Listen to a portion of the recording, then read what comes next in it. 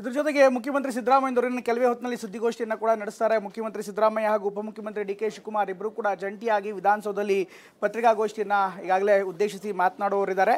ಈಗ ತಾನೇ ಸಂಪುಟ ಸಭೆ ಮುಕ್ತಾಯವಾಯಿತು. ಸಂಪುಟ ಸಭೆಯ ಬಳಿಕ ಮುಖ್ಯಮಂತ್ರಿ ಆಗಮನವಾಗಿದೆ. ಮುಖ್ಯಮಂತ್ರಿಗಳು ಇನ್ನೇನು ಕೆಲವೇ ಹೊತ್ತಿನಲ್ಲಿ ಬ್ರೀಫಿಂಗ್ ಮಾಡ್ತಾರೆ. ಅವರ ಈ ಸಂಪೂರ್ಣ ಪ್ರಕರಣ ಇದೆ, ಮೂಡಾ ವಿಚಾರ ಇರ್ಬೋದು, ರಾಜ್ಯಪಾಲರು ಪ್ರಾಸಿಕ್ಯೂಷನ್ಸ್ಗೆ ಅನುಮತಿ ಕೊಟ್ಟಿರುವಂಥ ವಿಚಾರ ಇರ್ಬೋದು, ಇದೆಲ್ಲವನ್ನೂ ಕೂಡ ಸವಿವರವಾಗಿ ಮಾತನಾಡ್ತಾರೆ. ಹಾಗೆ ಇವತ್ತಿನ ಸಂಪುಟ ಸಭೆಯಲ್ಲಿ ಏನೆಲ್ಲ ಆಯಿತು ಅದರ ವಿವರವನ್ನು ಕೂಡ ಮುಖ್ಯಮಂತ್ರಿಗಳು ಕೊಡ್ತಾರೆ.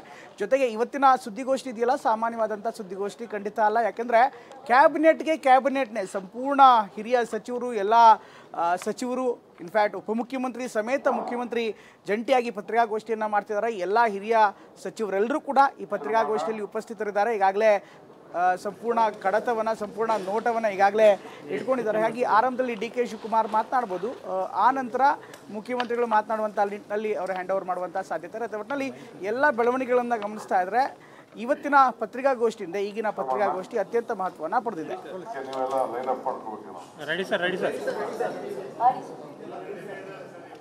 ರಾಜ್ಯದ ಗೌರವಾನ್ವಿತ ಮುಖ್ಯಮಂತ್ರಿಗಳಂತ ಸಿದ್ದರಾಮಯ್ಯ ಸಾಹೇಬ್ರೆ,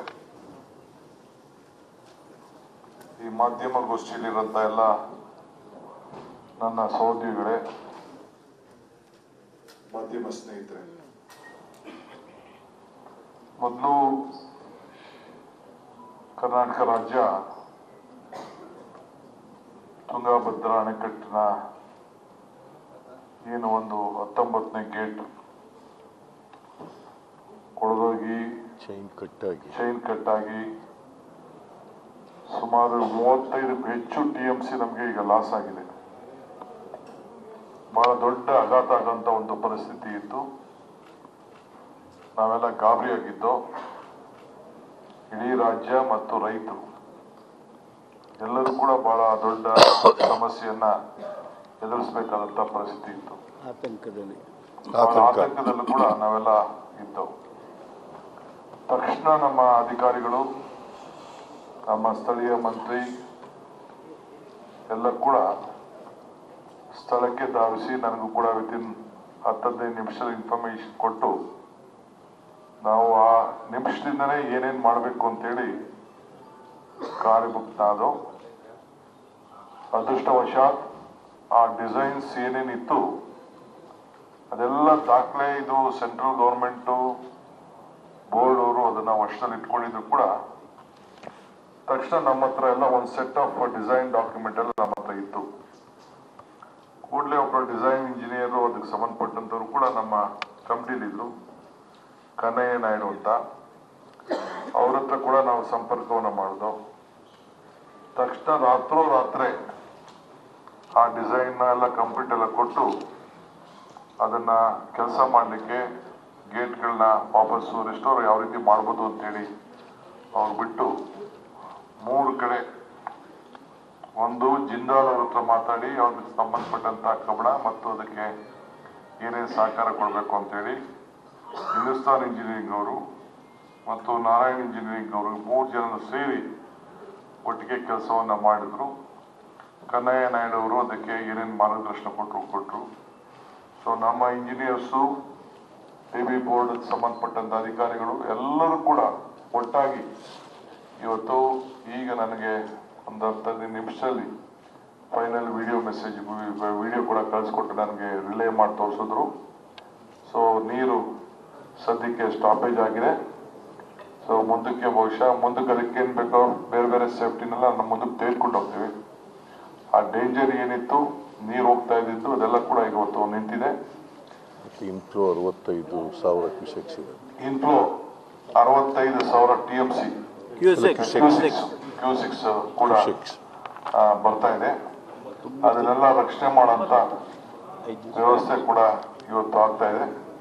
ಅದಕ್ಕೆ ಕರ್ನಾಟಕ ಸರ್ಕಾರದ ಪರವಾಗಿ, ರಾಜ್ಯದ ರೈತರ ಪರವಾಗಿ ಎಲ್ಲರೂ ಕೂಡ ಇದಕ್ಕೆ ದುಡಿದಂತ ಏನು ನಮ್ಮ ಕನ್ನಯ್ಯ ನಾಯ್ಡು ಮತ್ತು JSW ಅವರು, ಹಿಂದೂಸ್ತಾನ್ ಇಂಜಿನಿಯರ್ಸು, ನಾರಾಯಣ್ ಇಂಜಿನಿಯರ್ಸ್ ಜೊತೆಗೆ ನಮ್ಮ ಅಧಿಕಾರಿಗಳು, MD, ನಮ್ಮ ಅಧಿಕಾರಿಗಳು, ಇಂಜಿನಿಯರ್ಗಳು, ಯಾರ್ಯಾರು ಅಲ್ಲಿ ಬೆಳಗ್ಗೆ ಸಾಯಂಕಾಲ ಹಗಲು ರಾತ್ರಿ ಕೆಲಸ ಮಾಡಿದ್ದಾರೆ, ಸಣ್ಣ ಕಾರ್ಮಿಕರಾದಿಯಾಗಿ ಯಾವುದೇ ಸಣ್ಣ ಕೆಲಸದಲ್ಲೂ ಕೂಡ ಪಾಪ ಚೈನ್ ಇಂದ ಹಿಡಿದು ಚೈನ್ ಮಾಡೋರು, ಕ್ರೇನ್ ಅವರು ಎಲ್ಲರೂ ಕೂಡ ಇವತ್ತು ಹಗಲು ರಾತ್ರಿ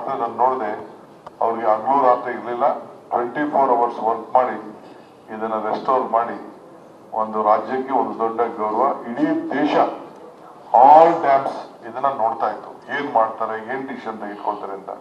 ಬೇರೆ ಬೇರೆ ಕಡೆ ಎಲ್ಲ ಎರಡೆರಡು ಅವಕಾಶಗಳಿದೆ. ಒಂದು ಚೈನು ಮತ್ತು ಇನ್ನೊಂದಕ್ಕೆ ಎರಡು ಅದಕ್ಕೆ ಪ್ರೊಡಕ್ಷನ್ ಅವಕಾಶ ಇದೆ. ಇಲ್ಲಿ ಆವತ್ತು ಡಿಸೈನ್ ಮಾಡ್ಬೇಕಾದ್ರೆ ಒಂದೇ ಒಂದು ಚೈನ್ ಲಿಂಕ್ ಒಂದು ಅವಕಾಶ ಇತ್ತು. ಅದಕ್ಕೆ ಮುಂದಕ್ಕೆ ನಾವು ಟೆಕ್ನಿಕಲ್ ಏನ್ ಮಾಡ್ಬೇಕು ಅದಕ್ಕೆ ಮಾಡ್ತೀವಿ. ಸೊ ಅದರಿಂದ ಬಹಳ ಚೆನ್ನಾಗಿ ಆಗಿದೆ. ಸೊ ಎಲ್ಲರೂ ಕೂಡ ಈ ಸಂದರ್ಭದಲ್ಲಿ ಕರ್ನಾಟಕ ಸರ್ಕಾರ ಅಭಿನಯಿಸ್ತದೆ. ಮುಂದೊಂದು ದಿನದಲ್ಲಿ ಯಾರಿಗೆ ಯಾವ ರೀತಿ ಸತ್ಕಾರ ಮಾಡಬೇಕು ಅಂತ ಹೇಳಿ ಸರ್ಕಾರ ತೀರ್ಮಾನ ಮಾಡಿ ತಿಳಿಸ್ತದೆ. ಇವತ್ತು ಇನ್ನೊಂದು ನಾವು ಒಂದು ಎಮರ್ಜೆನ್ಸಿ ಕ್ಯಾಬಿನೆಟ್ ಮೀಟಿಂಗ್ ಅನ್ನ ಇಟ್ಕೊಂಡು ಈಗ ಅದೇ ಮುಗಿಸಿ ನಾವೆಲ್ಲ ಬಂದಿದ್ದೇವೆ. ತಮ್ಗೆಲ್ಲ ಗೊತ್ತಿದೆ, ಗವರ್ನರ್ ಅವರು ಈಗಾಗಲೇ ಮುಖ್ಯಮಂತ್ರಿಗಳ ಪ್ರಾಸಿಕ್ಯೂಷನ್ಗೆ ಅನುಮತಿಯನ್ನು ಕೊಟ್ಟಿದ್ದಾರೆ. ಸೊ ಎಂಟೈರ್ ಕ್ಯಾಬಿನೆಟ್ ಈ ವಿಚಾರವನ್ನ ಮತ್ತೆ ಕಂಡಮ್ ಮಾಡಲಿಕ್ಕೆ ನಾವು ಈಗಾಗಲೇ ತೀರ್ಮಾನವನ್ನ ಮಾಡಿದ್ದೇವೆ. ಯಾಕೆಂದ್ರೆ ಕಾನೂನು ಬಾಹಿರ, ಸಂವಿಧಾನ ವಿರುದ್ಧ, ಪ್ರಜಾಪ್ರಭುತ್ವದ ವಿರುದ್ಧ ಈ ಒಂದು ತೀರ್ಮಾನವನ್ನ ಮಾಡಿದ್ದಾರೆ. ನಾವೆಲ್ಲ ಸೇರಿ ಒಗ್ಗಟ್ಟಿನಿಂದ ಈ ವಿಚಾರದಲ್ಲಿ ಕ್ಯಾಬಿನೆಟ್ ಇದನ್ನ ಕಂಡಮ್ ಮಾಡಿದೆ. ಇವ್ರು ಮಾಡಿದಂತ ತೀರ್ಮಾನ ಸರಿ ಇಲ್ಲ ಅಂತೇಳಿ. ಮುಖ್ಯವಾಗಿ ಒಂದು ಬಹಳ ಪ್ರಮುಖವಾದಂತ ಒಂದು ತೀರ್ಮಾನ ಏನಂದ್ರೆ, ಇಡೀ ಕ್ಯಾಬಿನೆಟ್ ಮತ್ತು ಪಕ್ಷ ಎರಡೂ ಸೇರಿ ನಾವೆಲ್ಲ ಒಗ್ಗಟ್ಟಿನಿಂದ ಕರ್ನಾಟಕ ರಾಜ್ಯದ ಮುಖ್ಯಮಂತ್ರಿಗಳ ಪರವಾಗಿ ಇದ್ದೇವೆ. ಯಾವ ಕಾರಣಕ್ಕೂ ಯಾವ ಒತ್ತಡಕ್ಕೂ ಕೂಡ ಮಣಿದು ರಾಜೀನಾಮೆ ಕೊಡುವಂತ ಪ್ರಶ್ನೆ ಉದ್ಭವ ಆಗುವುದಿಲ್ಲ. It is a firm commitment of the cabinet, government and the entire legislators. ಇದು ನಮ್ಮ ಪಕ್ಷದ ತೀರ್ಮಾನ. ರಾಷ್ಟ್ರೀಯ AICC ಇಂದ ಹಿಡಿದು ಕೆಳಗಡೆ ಇರುವ ಕಾರ್ಯಕರ್ತರು ಕೂಡ ಇದು ಒಂದು ಅಚಲವಾದಂತ ನಿರ್ಧಾರ. ಇದನ್ನ ನಾನು ಈ ಸಂದರ್ಭದಲ್ಲಿ ತಮಗೆ ತಿಳಿಸ್ಲಿಕ್ಕೆ ನಾನು ಪ್ರಯತ್ನ ಮಾಡ್ತಾ ಇದ್ದೀವಿ. ಸೊ ಇಡೀ ನಮ್ಮ ಕಾರ್ಯಕರ್ತರು ಕೂಡ ನಾನು ಬೇರೆ ಬೇರೆ ಏನೇನು ವಿಚಾರ ಇದೆ ನಾನು ಬೇರೆ ಪ್ರೆಸ್ ಕಾನ್ಫರೆನ್ಸ್ ಅಲ್ಲಿ ನಾನು ತಿಳಿಸ್ತೇನೆ.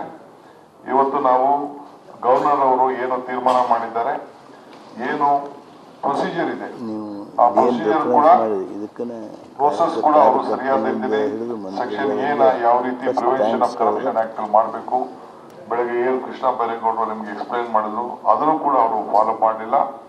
ಆಮೇಲೆ ನಮ್ಮ ಅಡ್ವೈಸ್ ಏನಿತ್ತು, rejection of the advice, whatever ನಾವೇನು ಅವ್ರಿಗೆ ಮನವಿ ಮಾಡಬೇಕು ಅಂತ ಮಾಡಿದ್ದೋ ಅದನ್ನು ಕೂಡ ಅವರು 163 ಆರ್ಟಿಕಲ್ ಪ್ರಕಾರ ನಾವೇನು ಕಳಿಸಿದ್ದೋ ಅದಕ್ಕೂ ಕೂಡ ಅವರು ಗೌರವನ ಕಳಿಸಿದ್ದಾರೆ. ಆಮೇಲೆ ಅವರು ಏನು ಅವರ ಆರ್ಡರ್ ನಲ್ಲಿ ಕಳಿಸ್ಕೊಟ್ಟಿದ್ದಾರೆ, he has given a selective ಇದು quoting of supreme court cases. ನಾವು 7 ಜನ ಇರೋಂಥ ಜಡ್ಜ್ಮೆಂಟ್ ಕೂಡ ನಾವು ಅದರಲ್ಲಿ ತೀರಿಸಿದ್ದೇವೆ. Shamsher Singh state of Punjab, Maruram union of India, ಹಿಂಗೆ ಸುಮಾರು ಆಗಿದೆ.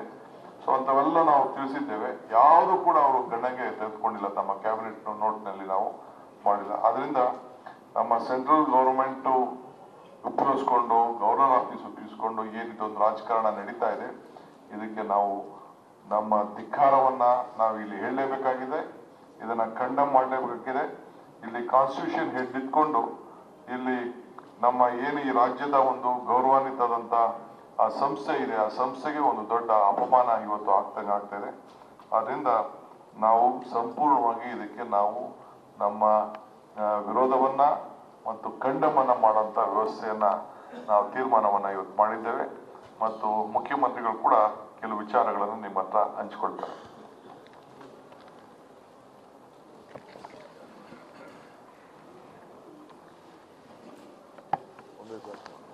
ಸಾಕು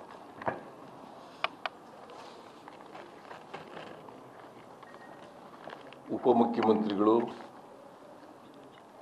ನಮ್ಮ ಪಕ್ಷದ ಅಧ್ಯಕ್ಷರು ಆದಂಥ DK ಶಿವಕುಮಾರ್ ಅವರೇ, ಎಲ್ಲ ಮಂತ್ರಿಮಂಡಲದ ಮಾನ್ಯ ಸದಸ್ಯರುಗಳೇ, ಮಾಧ್ಯಮದ ಸ್ನೇಹಿತರೆ, ಈಗಾಗಲೇ ಇವತ್ತು ತುರ್ತಾಗಿ ಸಚಿವ ಸಂಪುಟದ ಸಭೆ ಕರೆದಿದ್ದರ ಉದ್ದೇಶವನ್ನು DK ಶಿವಕುಮಾರ್ ಅವರು ಪ್ರಸ್ತಾಪ ಮಾಡಿದ್ದಾರೆ. ಮತ್ತು ಪ್ರಮುಖವಾಗಿ ನಾವು ಏನೇನು ಚರ್ಚೆ ಮಾಡೋದು, ಏನು ನಿರ್ಣಯಗಳನ್ನು ತಗೊಂಡು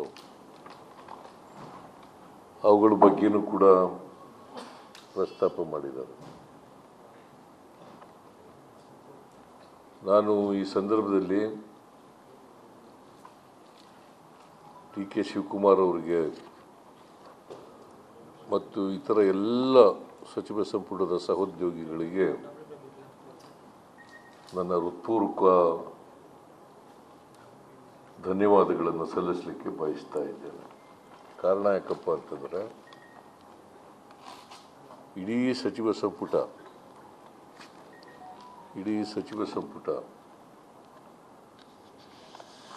ಇನಾನಿಮಸ್ ಆಗಿ ಸಾಲಿಡಾರಿಟಿಯನ್ನು ಎಕ್ಸ್ಪ್ರೆಸ್ ಮಾಡಿದ್ದಾರೆ.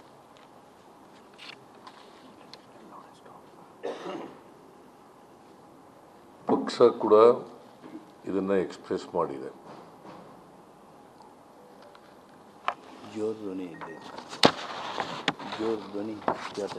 ಜೋರಾಗಿ ಕೇಳಿಸ್ತಾ ಇಲ್ವಾ?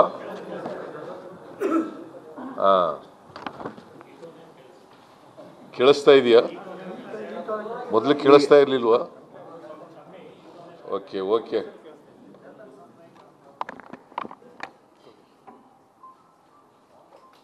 ಇಡೀ ಪಕ್ಷ,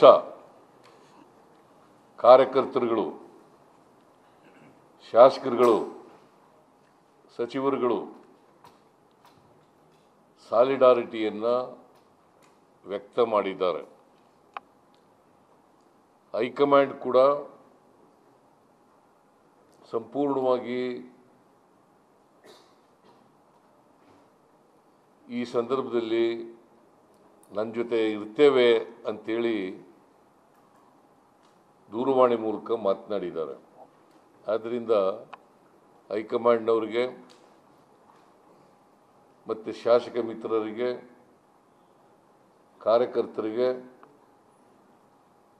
ಎಲ್ಲ ಲೋಕಸಭಾ ರಾಜ್ಯಸಭಾ ಸದಸ್ಯರುಗಳಿಗೆ ಎಲ್ಲರಿಗೂ ಕೂಡ ನಾನು ಈ ಸಂದರ್ಭದಲ್ಲಿ ಧನ್ಯವಾದಗಳನ್ನು ಹೇಳಲಿಕ್ಕೆ ಬಯಸ್ತಾ ಇದ್ದೇನೆ. ಈಗಾಗಲೇ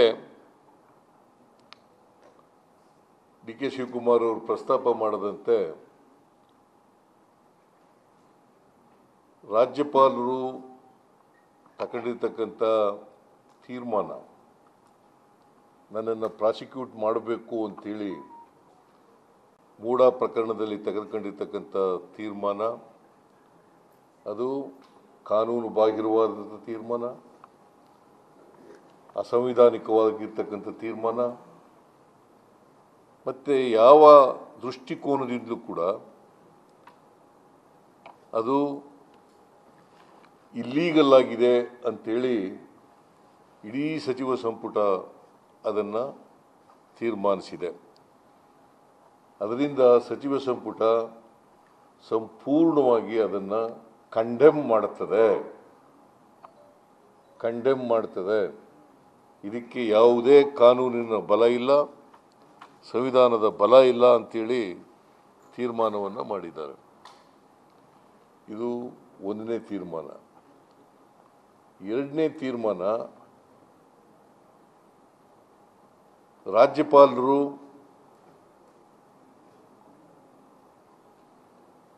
ಅವರು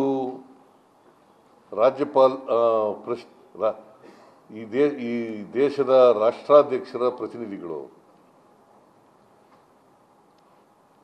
ಅವರು ಸಂವಿಧಾನದ ಪ್ರತಿನಿಧಿಗಳಾಗಿ ಕೆಲಸ ಮಾಡಬೇಕು. ಅದನ್ನು ಬಿಟ್ಟು ಕೇಂದ್ರ ಸರ್ಕಾರದ ಪ್ರತಿನಿಧಿಗಳಾಗಿ ಕೆಲಸ ಮಾಡಬಾರದು. ಕೇಂದ್ರ ಸರ್ಕಾರದ ಪ್ರತಿನಿಧಿಗಳಾಗಿ ಕೆಲಸ ಮಾಡಬಾರ್ದು. ಭಾರತೀಯ ಜನತಾ ಪಕ್ಷದ ಪ್ರತಿನಿಧಿಯಾಗಿ ಕೆಲಸ ಮಾಡಬಾರ್ದು. ಅದನ್ನು ಈ ಪ್ರಕರಣದಲ್ಲಿ ಅವರು ಕಾನೂನು ರೀತಿಯ ನಡ್ಕೊಳ್ಳದೇ ಇರೋದರಿಂದ ಕೇಂದ್ರ ಸರ್ಕಾರದ ಪ್ರತಿನಿಧಿಯಾಗಿ ಕೆಲಸ ಮಾಡಿದ್ದಾರೆ. ಈ ನಡವಳಿಕೆಯನ್ನು ಸಚಿವ ಸಂಪುಟ ಅತ್ಯಂತ ತೀವ್ರವಾಗಿ ಖಂಡಿಸಿದೆ.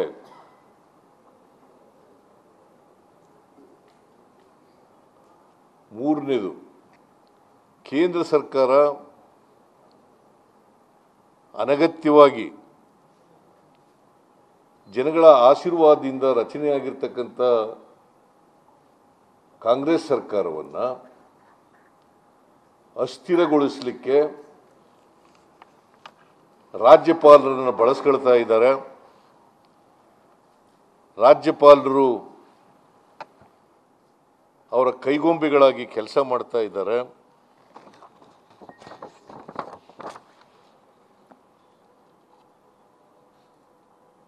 ಮತ್ತೆ ಅವರು ಈ ರೀತಿ ನಡ್ಕೊಳ್ತಾ ಇರೋದ್ರಿಂದ ಪ್ರಜಾಪ್ರಭುತ್ವ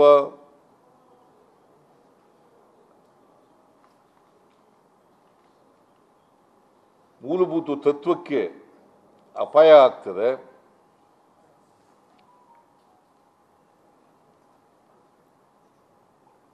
ಫೆಡರಲ್ ವ್ಯವಸ್ಥೆಗೆ ಧಕ್ಕೆ ಬರ್ತದೆ. ಅದರಿಂದ ಅವರ ನಡವಳಿಕೆ ಪ್ರಜಾಪ್ರಭುತ್ವಕ್ಕೆ ವಿರುದ್ಧವಾಗಿರ್ತಕ್ಕಂಥ, ಫೆಡರಲ್ ವ್ಯವಸ್ಥೆಗೆ ವಿರುದ್ಧವಾಗಿರ್ತಕ್ಕಂಥ ನಡವಳಿಕೆ ಇರೋದ್ರಿಂದ ಇದನ್ನು ತೀವ್ರವಾಗಿ ನಾವು ಖಂಡಿಸಿದ್ದೇವೆ. ಆಮೇಲೆ ಬಹುಶಃ ಕೃಷ್ಣ ಬೈರೇಗೌಡರು ಬೆಳಿಗ್ಗೆ ನಿಮಗೆಲ್ಲ ಒಂದು ಕೇಂದ್ರ ಸರ್ಕಾರ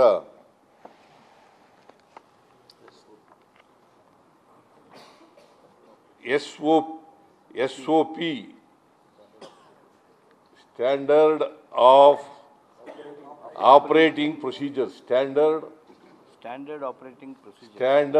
ಆಪರೇಟಿಂಗ್ ಪ್ರೊಸೀಜರ್ಸ್ SOPS ಇದ್ರ ಕಾಪಿ ಎಲ್ಲ ಕಳಿಸಿರ್ಬೇಕಲ್ಲ ನಿಮಗೆ? ಅಲ್ಲ, ಅವ್ರ ಹತ್ರ ಎಲ್ಲ ಸರ್ ಇದೆಯಾ? ನಿಮ್ಮ ಹತ್ರ ಎಲ್ಲ ಕಳಿಸಿರ್ಬೇಕಲ್ಲ. ಅದರಲ್ಲಿ ಭಾಳ ಸ್ಪಷ್ಟವಾಗಿ ಹೇಳಿದ್ದಾರೆ ಕೇಂದ್ರ ಸರ್ಕಾರ. ಇದು ಕಳಿಸಿರ್ತಕ್ಕಂಥದ್ದು 3rd ಸೆಪ್ಟೆಂಬರ್ 2021. 3rd ಸೆಪ್ಟೆಂಬರ್ 2021 ಎಲ್ಲ ಚೀಫ್ ಸೆಕ್ರೆಟರಿಗಳಿಗೆ, ರಾಜ್ಯದ ಎಲ್ಲ ಚೀಫ್ ಸೆಕ್ರೆಟರಿಗಳಿಗೆ, ಆಮೇಲೆ ಯೂನಿಯನ್ ಟೆರಿಟರೀಸ್ಗಳಿಗೆ ಕಳಿಸ್ಕೊಟ್ಟಿದ್ದಾರೆ.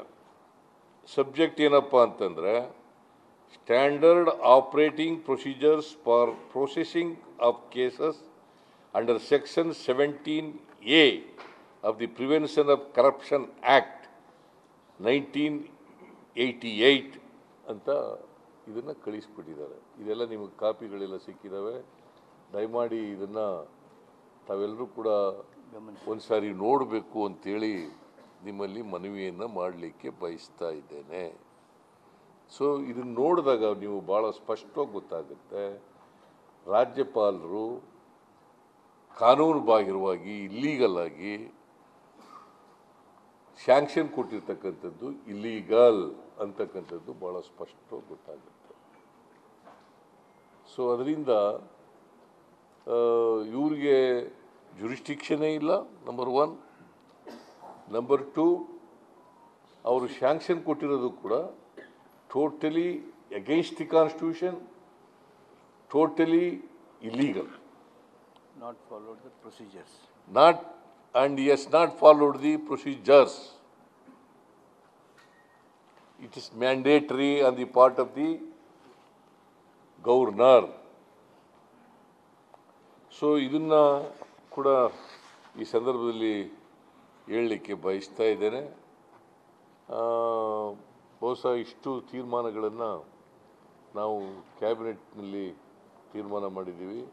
ನಾನು ಮತ್ತೊಮ್ಮೆ ಎಲ್ಲ ಕ್ಯಾಬಿನೆಟ್ ಕೊಲೀಗ್ಸ್ಗೆ ಧನ್ಯವಾದಗಳನ್ನು ಹೇಳ್ತೀನಿ, ಮತ್ತು ನಮ್ಮ ಕಾರ್ಯಕರ್ತರಿಗೆ ಮತ್ತು ಎಲ್ಲ ನಮ್ಮ ಮುಖಂಡರುಗಳಿಗೆ ಎಲ್ರಿಗೂ ಕೂಡ ಧನ್ಯವಾದಗಳು. ಜನರು ನಿಮಗೆ ಭೇಟಿ ಆದದ್ದು ಕಾರ್ಯಕರ್ತರು. ಆಮೇಲೆ ಇದನ್ನು ಈ ರಾಜ್ಯಪಾಲರು ಕೊಟ್ಟಿರ್ತಕ್ಕಂಥ ಇಲ್ಲೀಗಲ್ ಸ್ಯಾಂಕ್ಷನ್ ಏನಿದೆ ಇದರ ವಿರುದ್ಧ ಕಾನೂನಾತ್ಮಕವಾದಂಥ ಹೋರಾಟವನ್ನು ಮಾಡ್ತೀವಿ. ಮತ್ತು ಇದು ಪೂರ್ಣ ರಾಜಕೀಯ ದುರುದ್ದೇಶದಿಂದ ಮಾಡಿರ್ತಕ್ಕಂಥ ತೀರ್ಮಾನ, ರಾಜಕೀಯ ದುರುದ್ದೇಶದಿಂದ ಮಾಡಿರ್ತಕ್ಕಂಥ ತೀರ್ಮಾನ. ನಾವು ಕೂಡ ಈ ರಾಜಕೀಯ ದುರುದ್ದೇಶದಿಂದ ಮಾಡಿರ್ತಕ್ಕಂಥ ಸರ್ಕಾರವನ್ನು ಅಸ್ಥಿರಗೊಳಿಸಲಿಕ್ಕೆ ಮಾಡ್ತಾ ಇರ್ತಕ್ಕಂಥ ಚುನಾಯಿತ ಸರ್ಕಾರವನ್ನು ಅವರು ಕಿತ್ತಾಕಬೇಕು ಅಂತೇಳಿ ಪ್ರಯತ್ನ ಏನು ಮಾಡ್ತಾ ಇದ್ದಾರೆ, ಮತ್ತು ನನ್ನ ಮೇಲೆ ಯಾಕೆ ಅವರು ರಾಜ್ಯಪಾಲರನ್ನು ಬಳಸ್ಕೊಂಡು ಕೇಂದ್ರ ಸರ್ಕಾರ BJP ಮತ್ತು JDSನವರು ಈ ಪ್ರಯತ್ನವನ್ನು ಮಾಡ್ತಾ ಇದ್ದಾರೆ ಅಂತಂದರೆ, ನಮ್ಮ ಸರ್ಕಾರ ಬಡವರ ಪರವಾಗಿರ್ತಕ್ಕಂಥ ಸರ್ಕಾರ. ಎಲ್ಲ ಗ್ಯಾರಂಟಿಗಳನ್ನು ಕೂಡ ಜಾರಿಗೆ ಕೊಟ್ಟಿದ್ದೀವಿ, ಎಲ್ಲ ಗ್ಯಾರಂಟಿಗಳನ್ನು ಕೂಡ ಜಾರಿಗೆ ಕೊಟ್ಟಿದ್ದೀವಿ. ಅವರು ನಿಮಗೆಲ್ಲ ಗೊತ್ತಿದೆ, ಗ್ಯಾರಂಟಿಗಳಿಗೆ ವಿರುದ್ಧವಾಗಿದ್ದಂಥ ಜನರ ಈಗ ಗ್ಯಾರಂಟಿಗಳಿಗೆ ವಿರುದ್ಧವಾಗಿದ್ದರು. ಪ್ರಧಾನಮಂತ್ರಿಗಳೇ ವಿರುದ್ಧ ವ್ಯಕ್ತ ಮಾಡಿದರು, ಅಮಿತ್ ಶಾ ಅವರೇ ವ್ಯಕ್ತ ಮಾಡಿದರು.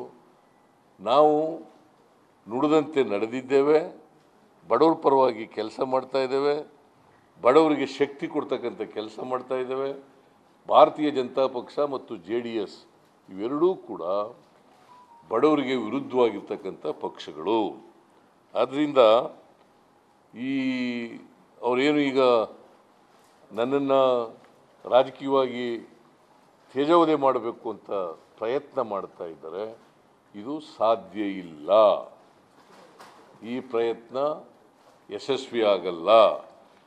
ಯಾಕಂತಂದರೆ ಈ ನಾಡಿನ ಜನತೆಯ ಆಶೀರ್ವಾದ ನನಗಿದೆ, ನಮ್ಮ ಪಕ್ಷಕ್ಕಿದೆ, ನಮ್ಮ ಎಲ್ಲ ಮುಖಂಡರುಗಳಿಗಿದೆ.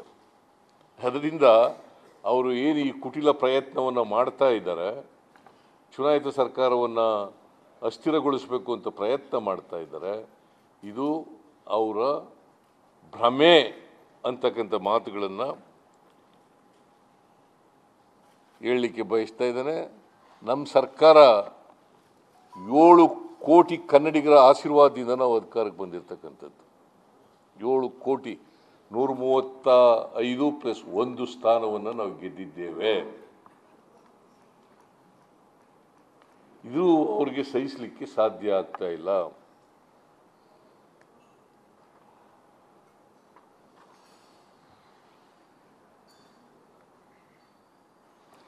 ಆಮೇಲೆ ನನಗೆ ಅಬ್ರಾಹಿಮು 26/7/2024 11:15 ಗಂಟೆಗೆ ಕೊಡ್ತಾರೆ ಕಂಪ್ಲೇಂಟ್. 26/7/2024 11:15 ಗಂಟೆಗೆ ಕೊಡ್ತಾರೆ. 10 ಗಂಟೆಗೇ ಶೋಕಾಸ್ ನೋಟಿಸ್ ರೆಡಿ ಆಗ್ಬಿಡ್ತಾರೆ. ರಾತ್ರಿ 10 ಗಂಟೆಗೆ ಶೋಕಾಸ್ ನೋಟಿಸ್ ರೆಡಿ ಆಗ್ತದೆ. ಅದೇ 23/11/2023 ಲೋಕಾಯುಕ್ತದವರು ಪ್ರಾಸಿಕ್ಯೂಟ್ ಮಾಡಬೇಕು ಕುಮಾರಸ್ವಾಮಿ ಅವರನ್ನು, ಈಗಿನ ಕೇಂದ್ರದ ಮಂತ್ರಿ ಅವರನ್ನು ಪ್ರಾಸಿಕ್ಯೂಟ್ ಮಾಡಬೇಕು ಅಂತೇಳಿ ಲೋಕಾಯುಕ್ತ ಪಿಟಿಷನ್ ಇದೆ. ಇಲ್ಲಿ ಯಾರೋ ಇಂಡಿವಿಜುವಲ್ ಕೊಟ್ಟಿರ್ತಕ್ಕಂಥ ಪಿಟಿಷನ್, ಲೋಕಾಯುಕ್ತದವ್ರನ್ನೇ ಪಿಟಿಷನ್ ಇದೆ. ಇವತ್ತಿನವರಿಗೆ ಸ್ಯಾಂಕ್ಷನ್ ಕೊಟ್ಟಿಲ್ಲ. ಜೊಲ್ಲೆ, ಶಶಿಕಲಾ ಜೊಲ್ಲೆ ಅವ್ರ ಮೇಲೆ ಪಿಟಿಷನ್ ಇದೆ, ಸ್ಯಾಂಕ್ಷನ್ ಕೊಡಿ ಅಂತ, ಅದನ್ನ ಮಾಡಿಲ್ಲ. ನೋಡಿ, ನಿಮಗೆ ಶಶಿಕಲಾ ಜೊಲ್ಲೆ 9/12/2021 9/12/2021 ಲೋಕಾಯುಕ್ತ ಅವ್ರು ಕೇಳಿರೋದು, ಇವತ್ತಿನವ್ರಿಗೆ ಕೊಟ್ಟಿಲ್ಲ. ಆಮೇಲೆ 23/11/2023 ಲೋಕಾಯುಕ್ತರವರು ಕುಮಾರಸ್ವಾಮಿ ಅವರ ಮೇಲೆ ಪ್ರಾಸಿಕ್ಯೂಷನ್ಗೆ ಅನುಮತಿ ಕೊಡಿ ಎಂದು ಕೋರಿ ದಾಖಲೆಗಳ ಸಮೇತ ಬರೆದು ಅನುಮತಿ ಕೇಳಿದ್ದಾರೆ. ಸಾಯಿ ವೆಂಕಟೇಶ್ವರ ಮಿನರಲ್ಸ್ ಎಂಬ ಬೋಗಸ್ ಸಂಸ್ಥೆಗೆ 6/10/2007 550 ಎಕರೆ ಅಮೂಲ್ಯ ಗಣಿ ಸಂಪತ್ತನ್ನು ನೀಡಿ ಸಾವಿರಾರು ಕೋಟಿ ರೂಪಾಯಿ ಲೂಟಿ ಹೊಡೆದಿದ್ದಾರೆ ಅಂತ ನಾನು ಹೇಳಿರೋದಲ್ಲ, ಲೋಕಾಯುಕ್ತವ್ರು ಹೇಳಿರೋದು. ಅವರು ಕೊಡಲಿಲ್ಲ. ಆಮೇಲೆ 26/2/2024 ಲೂಟಿಯಲ್ಲಿ ಇವರ ಪಾತ್ರವಿರುವುದು ಪ್ರಾಥಮಿಕ ತನಿಖೆಯಲ್ಲಿ ಸಾಬೀತಾಗಿದೆ. ಆಮೇಲೆ ಕುಮಾರಸ್ವಾಮಿ ಕೇಸ್ನಲ್ಲಿ ಲೂಟಿಯಲ್ಲಿ ಇವರ ಪಾತ್ರವಿರುವುದು ಪ್ರಾಥಮಿಕ ತನಿಖೆಯಲ್ಲಿ ಸಾಬೀತಾಗಿದೆ. ಹಾಗಾಗಿ ಈ ಕುರಿತು ವಿವರವಾದ ತನಿಖೆ ಮಾಡಿರುವ ಲೋಕಾಯುಕ್ತವು ತನಿಖೆ ಮಾಡಿಬಿಟ್ಟಿದ್ದಾರೆ. ತನಿಖೆ ಮಾಡಿ ಇವ್ರ ಪಾತ್ರ ಇದೆ ಅಂತ ಗೊತ್ತಾಗಿದೆ. ಇಂಥದ್ರಲ್ಲಿ ಕೊಟ್ಟಿಲ್ಲ. ನಮ್ಮ ಮೂಡ ಪ್ರಕರಣದಲ್ಲಿ ಯಾವುದೂ ಎಂಕ್ವೈರಿ ನಡೆದಿಲ್ಲ, ಯಾವುದೇ ತನಿಖೆ ನಡೆದಿಲ್ಲ, ಯಾವುದೇ ನನ್ನ ಲೆಟರ್ ಇಲ್ಲ, ಪಾತ್ರ ಇಲ್ಲ, ದಾಖಲೆ ಇಲ್ಲ, ಆದರೂ ಕೂಡ ಕೊಟ್ಟಿದ್ದಾರೆ. ನೋಡಿ, ದಿ ಪ್ರೇಮ ಪೇಶಿ ಇಟ್ ಲುಕ್ಸ್ ಇವರು ಸ್ವತಂತ್ರ ಬುದ್ಧಿಯಿಂದ ಮಾಡಿಲ್ಲ, ಸ್ವತಂತ್ರವಾಗಿ ಆಕ್ಟ್ ಮಾಡಿಲ್ಲ ರಾಜ್ಯಪಾಲರು. ಕೇಂದ್ರ ಸರ್ಕಾರ, ಬಿಜೆಪಿ ಮತ್ತು JDSನವರು, ಕುಮಾರಸ್ವಾಮಿಯವರು, ಇವರು ಮತ್ತು ಎಂಥವನು ವಿಜಯೇಂದ್ರ, ಅಶೋಕ, ಇವರು ಮಾತು ಕೇಳ್ಕೊಂಡು ಮಾಡಿದ್ದಾರೆ ಅಂತಕ್ಕಂಥದ್ದು ಸ್ಪಷ್ಟವಾಗಿ ಮೇಲ್ನೋಟಕ್ಕೆ ಗೊತ್ತಾಗ್ತದೆ. ಆಮೇಲೆ 26/2/2024 ಮುರುಗೇಶ್ ನಿರಾಣಿಯವರು ಭ್ರಷ್ಟಾಚಾರದಲ್ಲಿ ನೇರವಾಗಿ ಭಾಗಿಯಾಗಿದ್ದಾರೆಂದು ಸಾಕ್ಷ್ಯಗಳ ಸಮೇತ ಲೋಕಾಯುಕ್ತರವರು ವಿಚಾರಣೆಗೆ ಅನುಮತಿ ಕೇಳಿದ್ದಾರೆ. ಡೇಟ್ ಬರ್ಕೊಳ್ಳಿ 22/2024 26/2/2024 26/2/2024. ಆಮೇಲೆ 13/5/2024 ಜನಾರ್ದನ ರೆಡ್ಡಿಯವರ ಆದಾಯ ಮೀರಿ ಆಸ್ತಿ ಸಂಪಾದಿಸಿರುವ ಕುರಿತು ಪ್ರಾಥಮಿಕ ತನಿಖೆ ಮಾಡಿ ಅಕ್ರಮ ಮಾಡಿದ್ದಾರೆ, ಪ್ರಾಥಮಿಕ ತನಿಖೆಯಲ್ಲಿ ಸಾಬೀತಾಗಿದೆ, ವಿವರವಾದ ತನಿಖೆ ಅಗತ್ಯವಿದೆ ಎಂದು ಹೇಳಿ ಪ್ರಾಸಿಕ್ಯೂಷನ್ಗೆ ಅನುಮತಿ ಕೇಳಿದ್ದಾರೆ. ಇದರಲ್ಲಿಲ್ಲ. ಇಷ್ಟೆಲ್ಲ ಬಿಜೆಪಿಯವ್ರದ್ದು ಗಂಭೀರವಾದಂಥ ಆರೋಪಗಳಿದ್ರೂ ಕೂಡ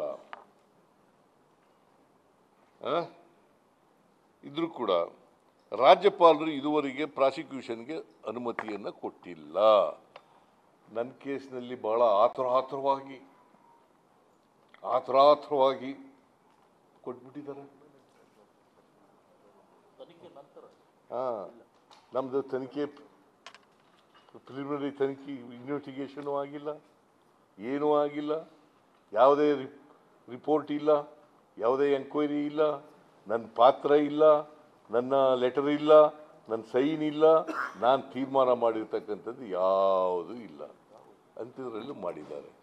it clearly shows that the sanction given by the governor is totally unconstitutional and illegal, politically motivated,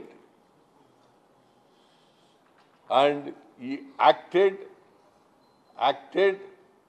according to the direction of the government of India, and he is a puppet in the hands of government of India.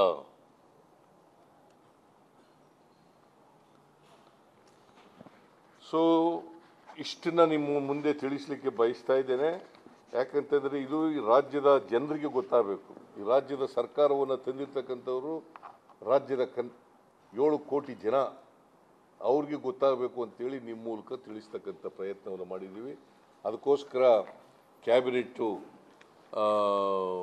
ತುರ್ತು ಸಭೆಯನ್ನು ಕರೆದಿದ್ದು, ನನಗೆ ಬಂದಿರತಕ್ಕಂಥ ಇದನ್ನು ನಮ್ಮ ಎಲ್ಲ ಸಚಿವ ಸಂಪುಟದ ಸದಸ್ಯರುಗಳ ಜೊತೆಯಲ್ಲಿ ಹಂಚ್ಕೊಂಡಿದ್ದೀವಿ. ಅವರೆಲ್ಲರೂ ಕೂಡ ನನ್ನ ಜೊತೆಯಲ್ಲಿ ಗಟ್ಟಿಯಾಗಿ ನಿಂತಿದ್ದಾರೆ.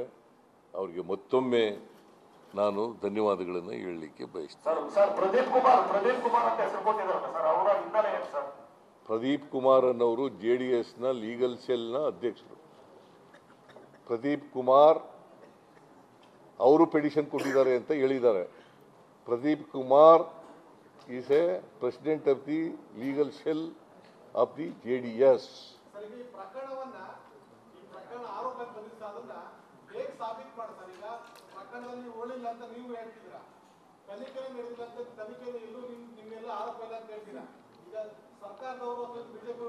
Judicial enquiry commission